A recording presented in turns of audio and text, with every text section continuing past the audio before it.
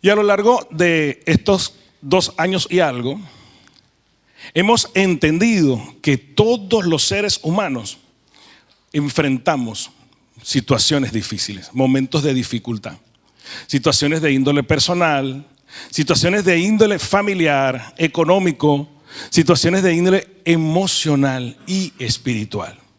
Pero también hemos aprendido que todas estas situaciones son procesos necesarios en nuestra vida, procesos que el Señor permite. ¿Para qué? Para moldear nuestro carácter. En ese sentido, podemos decir que cada proceso está formado por 3 etapas elementales, 3 etapas básicas. La primera etapa de ellas es la etapa inicial de la crisis. Ese es ese momento imprevisto, ese momento inesperado, o tal vez ese momento que ya sabíamos que iba a llegar y que lo recibimos como una tormenta que no deseamos vivir. Es ese tiempo en que nuestra fe se tambalea, porque es golpeada por una noticia que nosotros ya preveemos que va a cambiar nuestro panorama, porque va a traer dolor y sufrimiento. No queremos vivir los momentos difíciles. Esa es la primera etapa. La segunda etapa es la etapa del tratamiento de nuestra fe. Es la etapa más larga, porque es allí donde realmente somos procesados.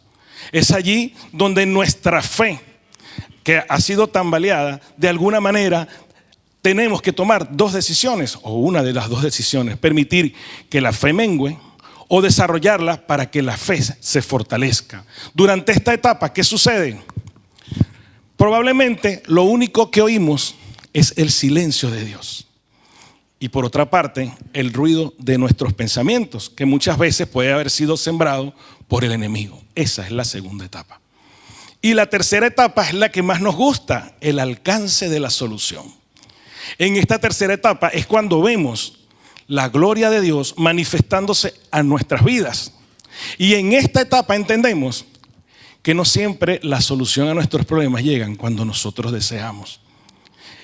Que la solución no llega ni tarde ni temprano. La solución llega en el momento perfecto de Dios. Pero además, hemos estudiado durante estos 2 años, hemos estado conociendo a Jesús a través de ¿qué? Del desarrollo de su ministerio.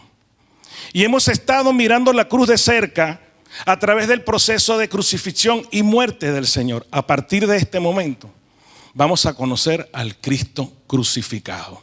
Vamos a hablar, al Cristo resucitado. Vamos a hablar de la resurrección de Cristo. La vida de Jesús estuvo conformada por diferentes etapas, pero los últimos eventos de su vida, ¿cuáles fueron? La crucifixión, la muerte y la resurrección.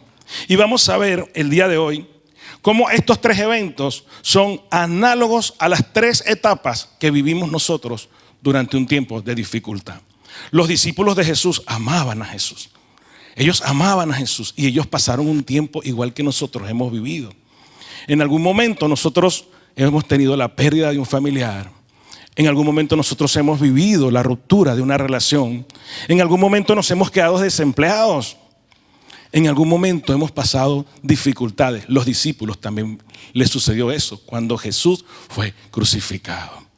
Fíjense que es análogo porque incluso los discípulos lo vivieron. Cuando los discípulos supieron que a Jesús lo iban a crucificar, cuando a Jesús lo estaban crucificando, los discípulos vivieron esa primera etapa, esa etapa inicial en la que muchos comenzaron a tambalear su fe. De hecho, dice la palabra que muchos de ellos huyeron, se fueron, abandonaron al Señor. ¿Se acuerdan de Pedro, el que lo negó? Pedro no estuvo en la crucifixión de Jesús. Y luego los discípulos, cuando crucificaron a Jesús, Jesús murió y al siguiente día, ¿qué era? Día de reposo. ¿Se acuerdan? Lo hablamos hace como 2 semanas. Era el día de reposo. Aquello estaba en silencio. Jesús ya no hablaba porque Jesús había muerto. No se oía la voz de Jesús. Ya no estaba enseñando a los discípulos. Ya no estaba dando sus enseñanzas en la sinagoga ni en público. No se oía la voz de Jesús. Y en la segunda etapa no oímos la voz de Dios. Todo aquello estaba en silencio, como si a lo mejor en sus casas la gente comentaba que Jesús había sido crucificado. Pero ahora, en lo que hemos leído, hemos visto que Jesús resucitó. Siendo la resurrección el tercer evento que ocurrió el tercer día, en esta mañana vamos a ver lo sucedido al tercer día después que Jesús fue crucificado, que fue la resurrección de Jesucristo. Y efectivamente los discípulos estuvieron una situación difícil en ese momento. Pero vamos a hablar primeramente de María Magdalena, que nos habla el libro de Juan. María Magdalena era discípula de Jesús, discípulo de Jesús. Y el texto dice que María Magdalena salió de mañana cuando todavía estaba oscuro al sepulcro. María Magdalena fue al sepulcro. María Magdalena tenía dolor porque se había muerto su maestro. La pregunta es, ¿y por qué María Magdalena fue al sepulcro si ya ella sabía que Jesús había muerto? Bueno, hoy en día mucha gente hace lo mismo, ¿no? Después que los familiares se mueren, lo decíamos hace 2 semanas, van a la tumba, ¿a qué? A llevarle flores. Algunos de repente van a limpiar la tumba. Algunos que les gusta cantar van a cantar a la tumba porque consideran que le están cantando a su pariente. Tal vez algunos cristianos vamos a cantar, pero es para adorar al Señor allí en la tumba. No sé, yo no he ido. Cuando era pequeño sí, a lo mejor fui a ver a mi abuelita y eso, cuando vivía en Venezuela, pero no es mi costumbre. Aquí lo extraño es que María Magdalena fue de mañana cuando todavía estaba oscuro. ¿Alguien ha ido a un cementerio de noche? ¿Alguien ha ido a un cementerio estando oscuro? Sí, Jordi ha ido. Algunos de ustedes podéis haber ido a algún cementerio, pero eso no es lo normal. Eso no es lo común. Algunos me dirán, pastor, como yo voy a un cementerio de noche me da miedo. ¿Alguien le tiene miedo a los muertos? Mi abuelita decía, no hay que tenerle miedo a los muertos. Y tiene razón. Para empezar, lo dijimos hace 2 semanas, los muertos no están oyendo ni están viendo lo que nosotros estamos viviendo aquí. Y mi abuelita decía algo que a lo mejor, no sé, habría que analizarlo. No hay que tenerle miedo a los muertos, hay que tenerle miedo a los vivos, porque los muertos no te hacen daño, los vivos son los que te dañan. Pero tampoco hay que tenerle miedo a los vivos, iglesia, porque si Cristo está con nosotros, Él saca la cara por nosotros. Entonces, María Magdalena, ¿por qué fue al sepulcro?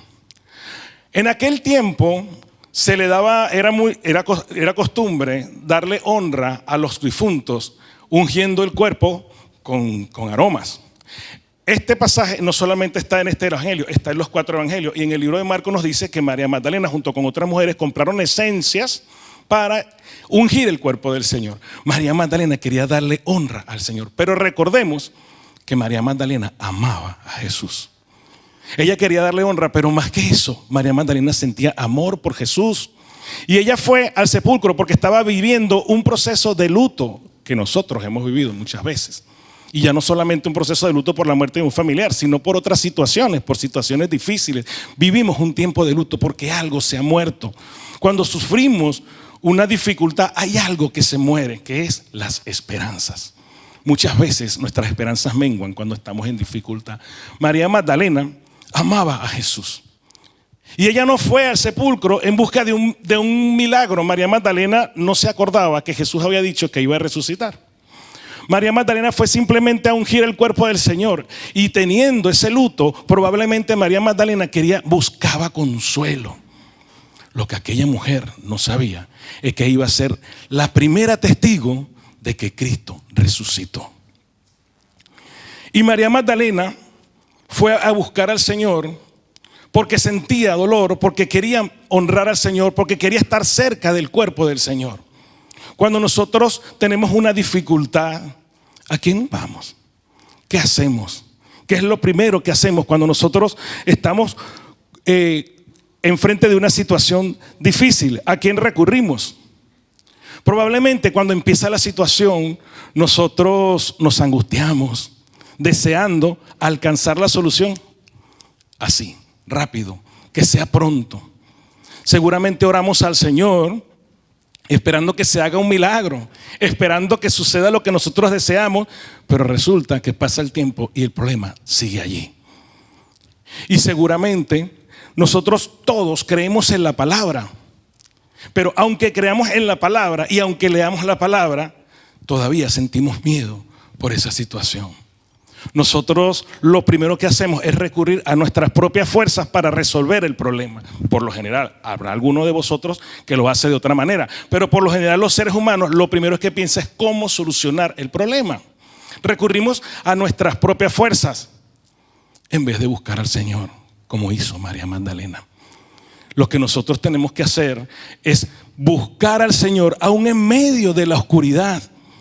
Porque nosotros vivimos un tiempo de oscuridad, no vemos la luz cuando el problema nos abarca.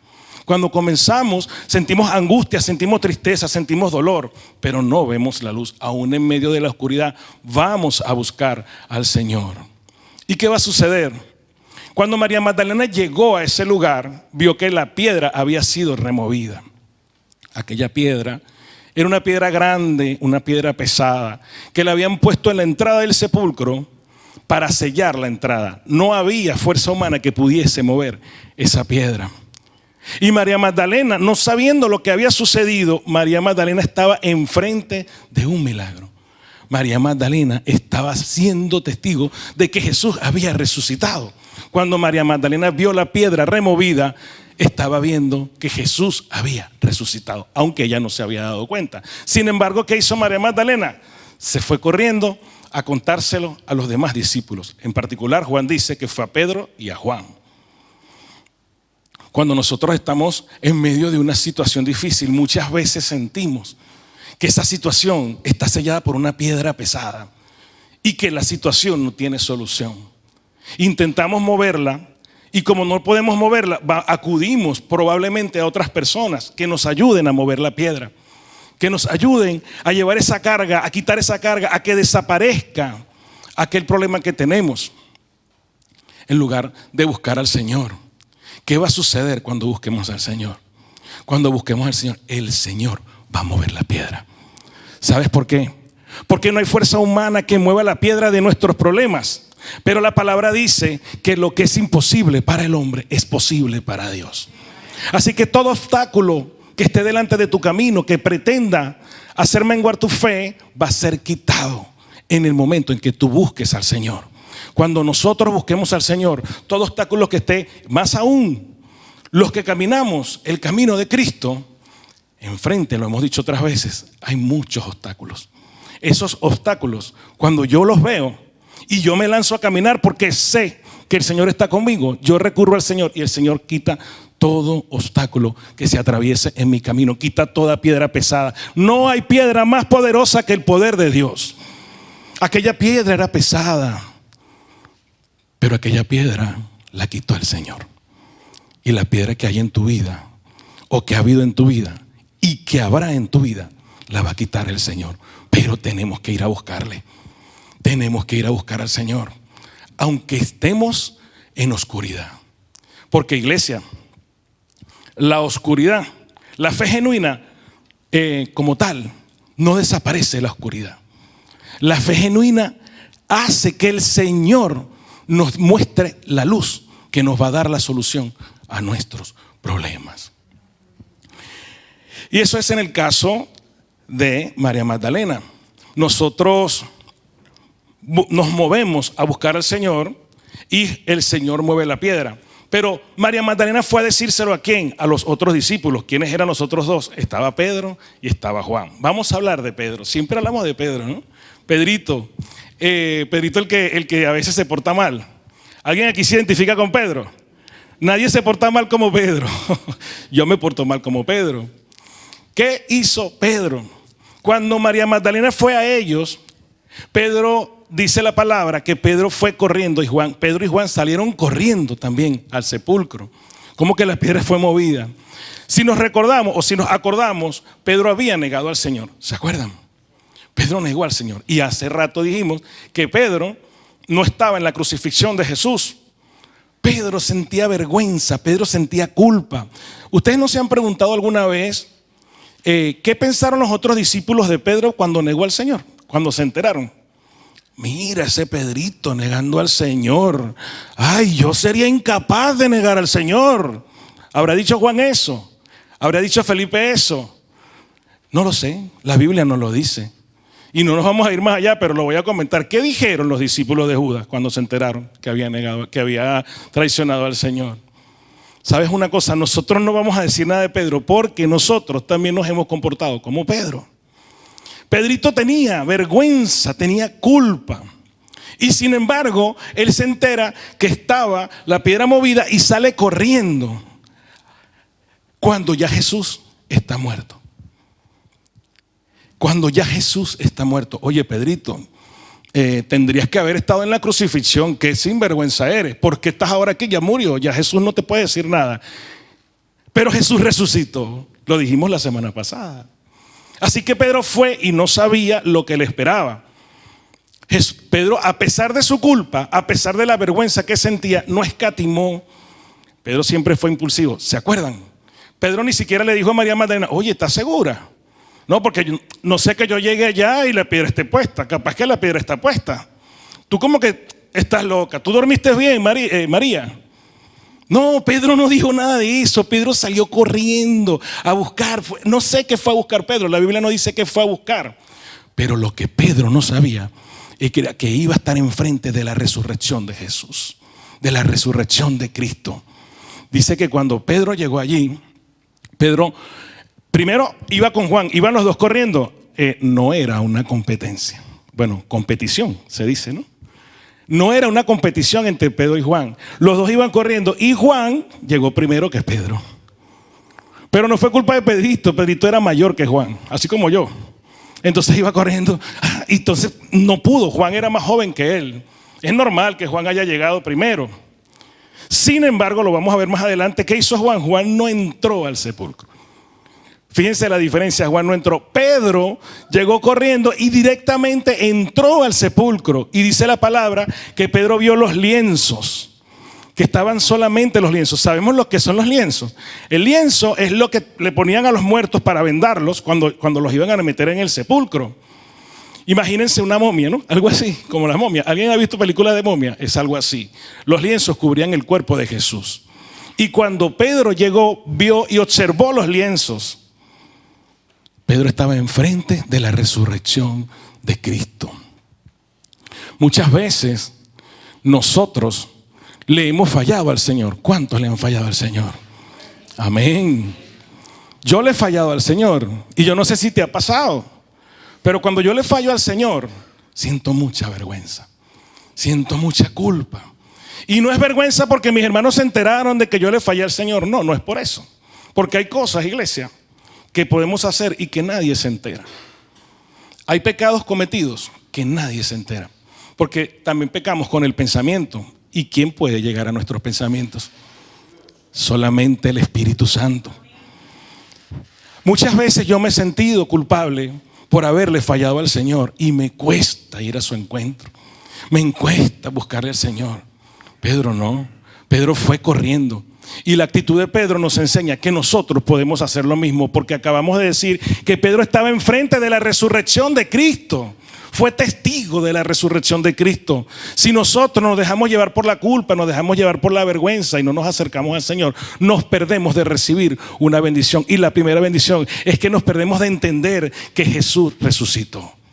Y que si Cristo resucitó, ¿fue para qué? Para perdonar a Pedro. Solamente a Pedro. No. Jesús resucitó para perdonar nuestros pecados. Así que si tú alguna vez te llegas a sentir, al igual que Pedro, al igual que yo, con vergüenza de buscar al Señor después de fallarle, toma en cuenta que el Señor está con los brazos abiertos esperando a que tú vayas a buscarle. Esperando a que tú vayas a pedirle perdón.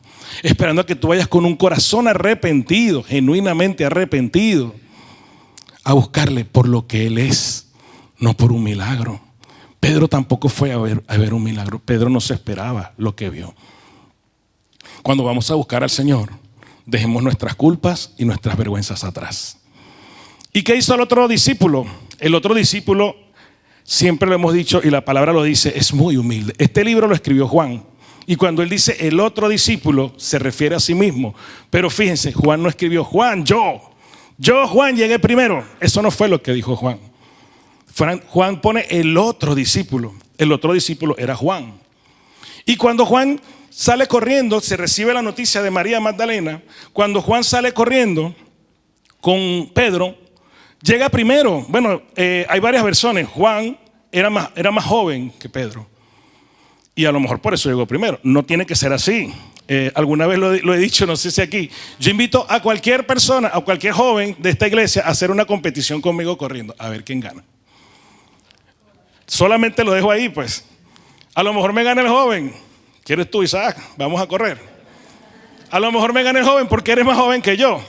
Pero bueno, yo te reto. Esto es público, o sea, perdona. No, lo que quiero decir es que una persona mayor puede llegar primero. Esa no es la idea de lo que estamos hablando. Pero lo que sí quiero resaltar es que Juan llegó primero, pero no entró al sepulcro. Y hay versiones que dicen los estudiosos que Juan no entró porque como Pedro era mayor, él le guardaba cierto respeto a Pedro, pero no solo porque era mayor, que eso tiene que ser así. Los más jóvenes tenemos que guardarle respeto a los mayores. Eso es algo que me enseñó mi padre desde niño.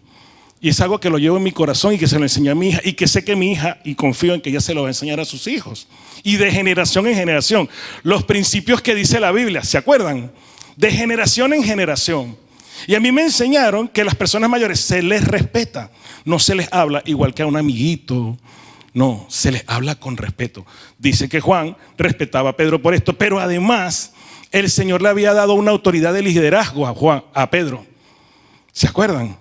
El Señor le dio una autoridad de liderazgo a Pedro y Juan lo sabía. Entonces también la otra versión dice que Juan no entró primero por respeto a la autoridad que tenía Pedro.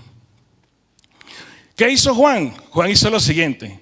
Juan se agachó, dice la palabra, se agachó y vio los lienzos. Se agachó y vio al sepulcro. Pero se quedó, hizo una pausa. Él podía haber entrado. Pero Juan no estaba compitiendo con Pedro, Juan era humilde. Juan no estaba compitiendo con Pedro para ver quién llegaba primero al sepulcro.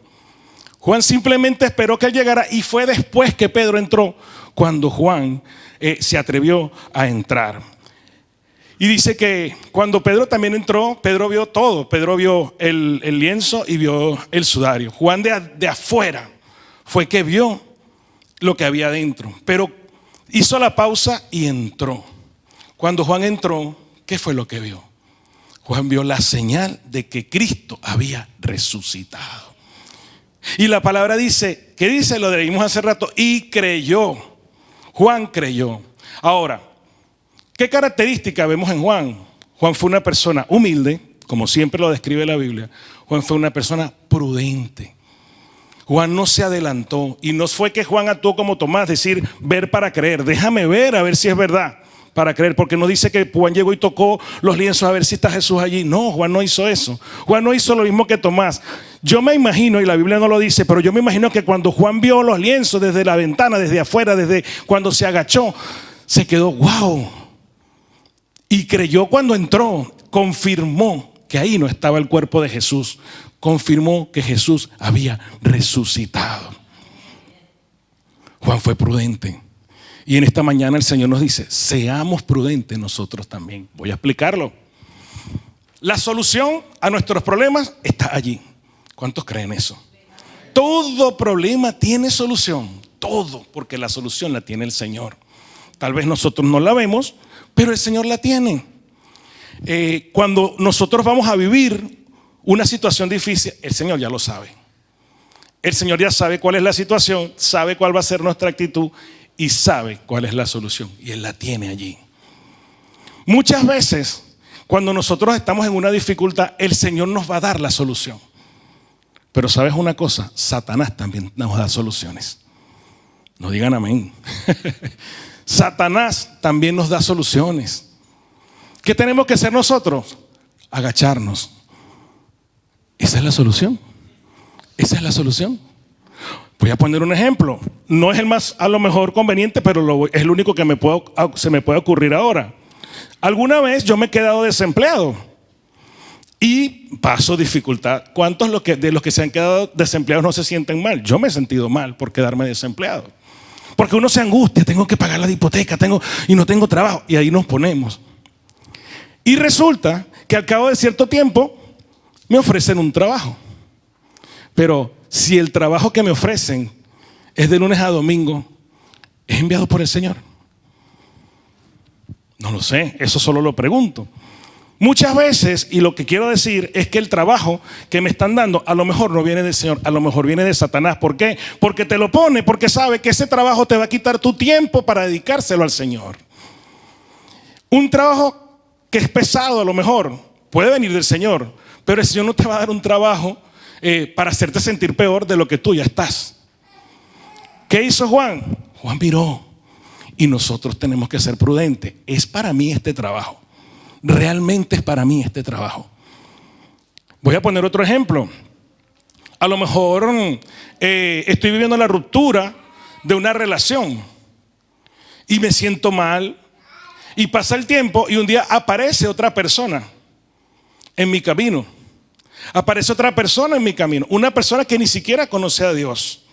Hay quienes dicen, es que el Señor me lo puso para que yo le evangelice y para que yo haga que conozca a Cristo. Gloria a Dios, puede ser eso. Lo que quiero decir es que tienes que ser prudente. Si esa persona que apareció en tu camino, ya tú rompiste una relación, esa persona que apareció en tu camino, la puso el Señor te lo va a decir. Porque Satanás también te pone personas en el camino para que tú te desvíes del camino del Señor. Juan fue prudente, iglesia. Juan fue prudente. ¿Y qué consiguió Juan? El milagro de la resurrección. Si tú y yo actuamos con prudencia, vamos a encontrar el milagro de la resurrección. Yo no sé si tú estás consciente, si estamos conscientes todos de lo que fue la resurrección de Jesucristo. Y ya para ir terminando, en el texto dice, voy a leer los 2 últimos versículos, porque aún no habían entendido la escritura, que era necesario que Él resucitase de los muertos. Y volvieron los discípulos a los suyos. Aquellos discípulos no habían entendido que Jesús había resucitado. Y yo no sé, vuelvo a repetir, si nosotros hemos entendido que Cristo resucitó. ¿Cuántos creen que Cristo resucitó? Lo creemos, lo entendemos, lo hemos hecho parte de nuestras vidas. Porque si nosotros creemos que Cristo resucitó, entonces creemos que nuestros problemas tienen solución. Si nosotros creemos que Cristo resucitó, es porque esa noticia llegó a nuestros oídos después de haber pasado por un montón de generaciones.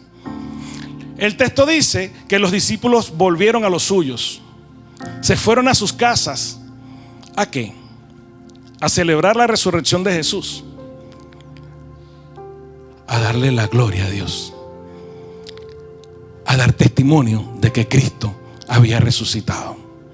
Y gracias a que esos discípulos hicieron eso, estamos nosotros en esta mañana celebrando a Cristo. No es Semana Santa, iglesia. En el mundo celebran la resurrección en Semana Santa. Y yo recuerdo que dicen domingo de resurrección, ¿no?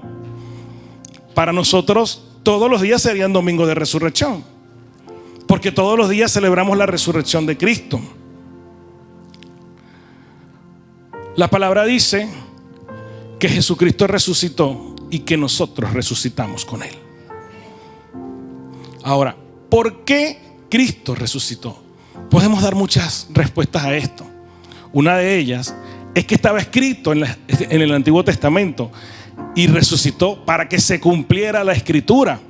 ¿Qué pasaría si Jesús no hubiese resucitado? ¿Qué habríamos dicho? Dios es mentiroso. Y Dios no es mentiroso. Jamás, no es un atributo del Señor. Ya sabemos quién es mentiroso, ¿verdad? Voy a repetir algo que una vez me enseñó alguien. Los mentirosos tienen dueño. ¿Quién es el dueño de los mentirosos? Satanás. Y entonces nosotros no decimos mentira. Bueno, no vamos a entrar en ese tema, pero nosotros por decir alguna mentira no somos mentirosos. Somos hijos de Dios. Tú eres hijo de Dios. Cristo resucitó para que tú y yo seamos hijos de Dios, para que se cumpliera la palabra, para que también la muerte fuera vencida. Cuando Cristo resucitó, venció a la muerte. Le quitó el poder a la muerte. La muerte reinaba en este mundo. Y voy a explicar esto. No es que la gente estaba físicamente muerto, pero estaba muerto. Porque sin Cristo, el que no tiene a Cristo en su corazón, está muerto. Muertos vivientes, como decíamos esta mañana. Cuando nosotros no conocíamos a Jesús, Estábamos muertos en vida, pero Él nos trajo vida. Él nos resucitó. Por eso resucitó, para resucitarnos a nosotros. No hace falta morirse físicamente para resucitar. Resucitamos espiritualmente. Pero también es cierto que un día, cuando Cristo venga, los que están muertos se van a levantar, van a resucitar. Si Cristo viene en este momento, no formamos parte de ese grupo, pero si Cristo viene cuando tú y yo hayamos muerto físicamente, nos vamos a levantar y nos vamos a ir al cielo con Cristo. Siempre que hayamos muerto con Cristo. Esa es la condición. Y morir con Cristo significa recibirlo en nuestro corazón como nuestro Salvador, pero también como nuestro Señor. Para eso vino Cristo. No sé si lo hemos entendido, iglesia. ¿Qué más? Hay algo muy importante por lo que Jesucristo resucitó. La palabra dice: es necesario que yo me vaya. Les conviene que yo me vaya. Fíjense, les conviene, iglesia. ¿Para qué? Para que enviara al Espíritu Santo, al Consolador. Y el Espíritu Santo vino a consolarnos, a guiarnos, a enseñarnos la palabra de Dios. El Espíritu Santo es el que continúa haciendo la obra que Cristo comenzó cuando estaba en esta tierra. Era necesario que el Espíritu Santo viniera para que nosotros conociéramos lo que dice la palabra. Y no es para que la conozcamos solo por leerla. Cuando nosotros leemos la Biblia, no podemos leerla de cualquier manera. Es decir, no podemos leerla como leemos otros libros. La Biblia tiene que ser leída acompañado del Espíritu Santo, porque Jesús resucitó para enviar al Espíritu Santo y que nos enseñe lo que Él enseñó en su palabra. Para eso Jesucristo resucitó. Ahora bien, si el Espíritu Santo vino al mundo el día que tú y yo, el día que todos nosotros aceptamos a Cristo en nuestro corazón, el Espíritu Santo pasó a morar en nuestro interior. Amén, gloria a Dios por eso. Qué alegría, iglesia, me encanta. El ánimo me gusta. Eso es para celebrar, iglesia. Que el Espíritu Santo está en tu corazón, es para celebrar. Y si el Espíritu Santo está en tu corazón, el Espíritu Santo está vivo. El Espíritu Santo vive, es la representación de Jesucristo, o mejor dicho, es la otra persona de Jesucristo. Y si Él está en tu corazón, entonces tú estás vivo, iglesia. Y contigo tus esperanzas están vivas. Tenemos la esperanza viva, iglesia. No estamos muertos. Tenemos problemas, sí, pero los problemas los va a quitar el Señor, ya lo hemos dicho. El Espíritu Santo está obrando en nuestro corazón cada día. Está vivo, y si Él está vivo, yo también estoy vivo. ¿Hay alguien vivo en esta mañana, en este lugar, que diga amén? Si estamos vivos, tenemos que adorar al Señor. Tenemos que glorificar al Señor Jesucristo. Porque Él no solo resucitó por María Magdalena, Él no solo resucitó por Pedro ni por Juan. Él resucitó por todos nosotros. Y esa es otra de las causas por las cuales Cristo resucitó. Si Cristo resucitó por ti y tú estás vivo, entonces en esta mañana el Señor te quiere decir lo siguiente. Yo no sé, el Señor lo sabe y tú también, si tú estás viviendo una situación difícil en este momento. Tú sabrás si estás en la primera etapa, en la crucifixión. Tú sabrás si estás en la segunda etapa, en la muerte del Señor. Y tú sabrás cuándo llegará el alcance de la solución. Porque si Cristo resucitó por ti, déjame decirte algo. Cristo resucitó para dar vida a todo lo que hay en ti. Vida. Tus esperanzas van a tener vida. Todo aquello que dabas por perdido, Jesucristo resucitó por eso, para darle vida a eso. Él nos ha dado muchas bendiciones. El trabajo es una bendición. La familia es una bendición. Esta iglesia es una bendición para ti y para mí y para todos. Si tú te quedaste desempleado, Jesucristo murió y resucitó por tu empleo. Y va a darte vida en tu ámbito laboral. Si tú quedaste sin pareja, si tuviste una ruptura emocional, Jesucristo murió para darte esperanzas también en esa área. Y yo no te estoy diciendo que vas a volver con tu pareja, no te estoy diciendo eso. Pero que sepas que Dios no ha terminado contigo. Si la ruptura sentimental, si la relación sentimental se acabó, fue la relación sentimental, pero tu relación con el Señor no ha terminado, iglesia. Y con esto digo más, muchas veces las dificultades que enfrentamos en cuanto a las relaciones es nuestra relación con el Señor, que la dejamos aparcada, que la dejamos abandonada, que no nos dedicamos al Señor. Y el Señor en esta mañana quiere tocar tu corazón y mi corazón para llamarnos a que tengamos nuevamente esa relación con Él, porque Cristo resucitó, ¿sabes para qué? Cristo resucitó para que nosotros podamos tener relación con Dios. Antes no había acceso al Padre, tenían que ir otras personas llamadas sacerdotes. Ahora tú y yo tenemos el acceso al Padre. Por eso Cristo resucitó. Tu relación con Dios puede ser fortalecida cada día, porque eso es lo que el Señor desea. El problema que puedes tener en esta mañana, sí, es un problema, pero mayor problema es cuando nosotros rompemos nuestra relación con Jesucristo. Ese es el mayor problema que podríamos tener.